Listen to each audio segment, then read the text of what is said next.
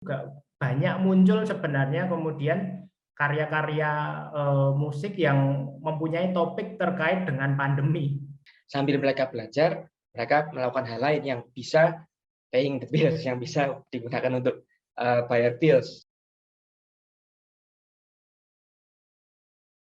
Tadi juga sempat disinggung sama Mas Oki tentang berpindah ke digital, nyambung nih kita ngobrolin tentang gimana sih pekerja kreatif yang sekarang banyak akhirnya pindah ke digital kayak gitu. Mungkin Mbak Anissa bisa ceritain nih, apakah semua pekerja kreatif ini itu sebenarnya bisa nggak sih Mbak harus pindah ke digital gitu? Gimana Mbak Terima Anissa? kasih Magda pertanyaannya.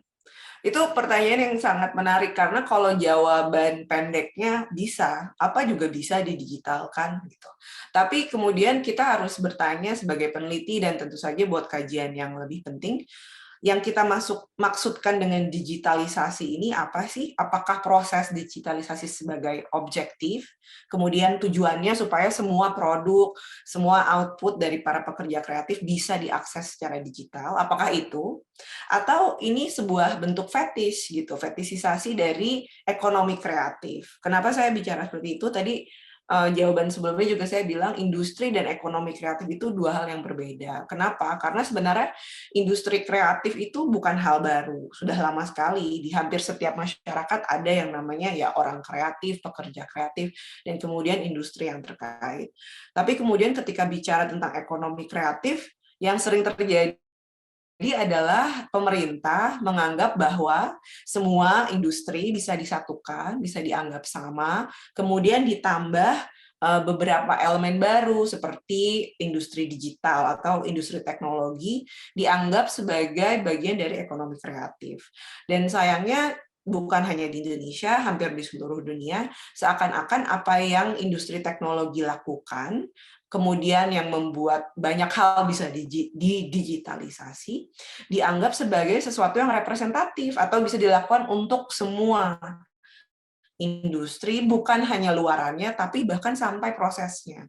Nah, jadi ini semua penting untuk dijawab kita ketika ngomongin digitalisasi, terutama bagi orang-orang yang punya otoritas seperti pemerintah, baik lokal, nasional, internasional, apakah kita membicarakan proses yang objektif atau sebuah fetisisasi menjadi memaksa semua pekerja kreatif, apalagi tadi sudah dibahas Mas Oki, Mbak Novi, Mbak Ririn, Mas Ragil, apakah kita membicarakan benar-benar peduli gitu? Apakah kita peduli dan apakah kita perhatian bahwa beberapa bagian pekerja kreatif tidak bisa didigitalisasi gitu. Jadi ketika kita bahas digitalisasi, tentu ada skills dan juga tools ya, kemampuan dan alat yang diperlukan. Tapi selain itu juga ini keahlian Mbak Novi, literasi juga perlu gitu kan. Karena tidak semua orang, oke, kita mungkin punya uang untuk beli tools, beli komputer, beli kamera canggih, beli mixer canggih. Mungkin beberapa pekerja kreatif seperti musisi atau penari bisa 3 kamera mungkin. Tapi kemudian apakah dia punya skills-nya? Karena kan berarti skills-nya harus ditanya nih, siapa yang bisa? Kalau dia tidak bisa, dia harus hire orang lain. Harus kemudian mengundang, berkoordinasi lagi. Dalam kondisi COVID itu beda prosesnya. Lalu kemudian literasi, apakah kemudian sudah punya alat canggih-canggih, sudah hire orang beda-beda, apakah ngerti luarannya ini bagaimana sih cara distribusinya, apakah orang akan responsif dengan output yang adanya di YouTube atau di Vimeo atau di Netflix, apakah itu format yang paling baik misalnya, atau jangan-jangan sebenarnya seperti beberapa yang tadi sudah dibahas, beberapa luaran seperti nari atau musik itu memang nikmatnya beda ketika ditonton di konser langsung atau di panggung langsung sama yang direkam. Jadi itu semua penting, dan ketika kita membicarakan digitalisasi, ada juga subbagian industri tadi yang sudah dibahas juga. Ini kita ngomongin pekerja kreatif yang mana, kalau dia skills-nya cuma untuk memproses atau merekam produk film misalnya, apakah dia bisa berdiri sendiri?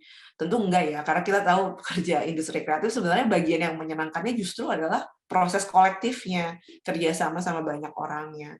Dan kedua tentu pengalaman, punya alat mahal-mahal, duitnya banyak, mungkin dapat sponsor sponsor atau dapat funding dari pemerintah, kalau nggak punya pengalaman bermain musik atau produksi film yang baik, nggak ada gunanya juga gitu.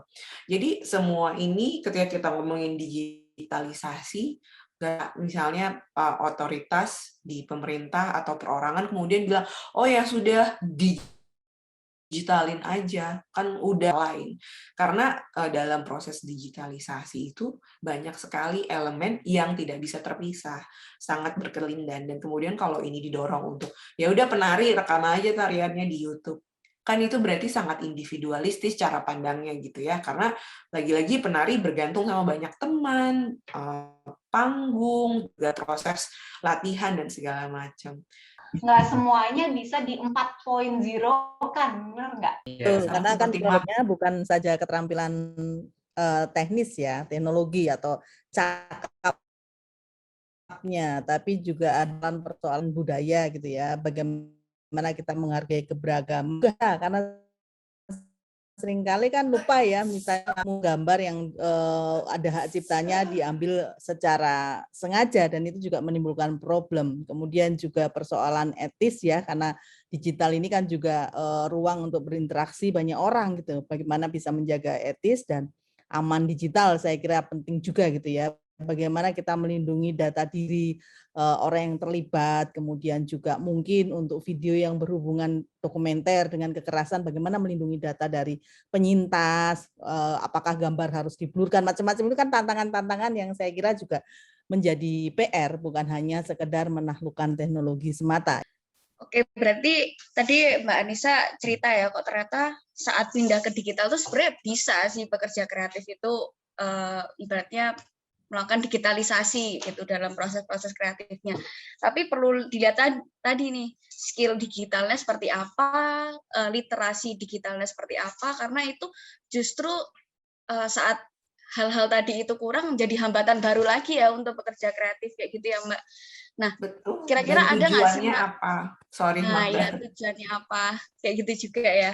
Prosesnya seperti apa kayak gitu. Mendigitalkan tadi prosesnya untuk output kah, atau mungkin prosesnya kayak gitu. Nah, kira-kira ada nggak sih Mbak, kan bahwa pekerja kreatif ini juga lintas generasi, lintas sektor kayak gitu. Ada nggak sih Mbak dalam proses transisinya ke digital itu ada hambatan-hambatannya tuh Mbak? Kira-kira bisa diceritain nggak Mbak? Nah, terkait dengan lintas generasi, lintas sektor, ini saya mau menekankan betapa terkadang ada juga penekanan bahwa oh ya namanya orang kalau sudah tua ya memang nggak bisa pakai digital gitu. Terkesannya isu generasi itu absolut atau menentukan kemampuan seseorang menggunakan atau melalui proses digitalisasi. Nah, mungkin dari gambaran situ kita bisa lihat bahwa itu lagi-lagi menyalahkan individu. Makanya kita merasa bahwa penting sebagai ekosistem kita kemudian benaran punya bantuan, terus guide gitu ya, alat bantu yang komprehensif. Jadi tidak bisa menyalahkan usia atau tidak bisa menyalahkan subsektor, dan lagi-lagi juga harus menekankan ini tujuan digitalisasinya apa. Nggak semua bidang industri kreatif itu cocok untuk didigitalisasikan. Mungkin hanya beberapa elemen, mungkin mempromosikan event, tapi ya eventnya nggak bisa digital gitu ya. Kalau apa ya, performance art, kalau performance artis disuruh digital terus ya mati, karena rasanya afek yang diberikan dalam proses performance itu tidak nyampe ke penonton gitu. Jadi mungkin kita harus kemudian dalam bincangan ini juga menghilangkan asumsi-asumsi bahwa kalau lebih tua nanti nggak ngerti digital, maka ada gap gitu, generation gap, karena pada kenyataannya terkadang yang lebih tua justru lebih aktif di beberapa arena atau di beberapa alat tertentu, sedangkan yang muda aktifnya di beberapa alat yang lain. Dan mungkin kalau terkait penggunaan kamera, penggunaan mixer, itu bukan usia, tapi skills dan pengalaman, juga bantuan yang diterima. Jadi kita harus mengurangi pemahaman bahwa usia pasti membuat perbedaan atau subsektor pasti membuat perbedaan. Dan kembali ke jawaban saya tadi, semuanya ada elemen yang berkelindan yang nggak bisa asal ngomong ya harus semuanya digital sekarang juga, karena itu belum tentu jadi jawaban dari masalah yang kita hadapi. Tadi juga ternyata ada proses-proses panjang juga ya untuk di dunia digital nih.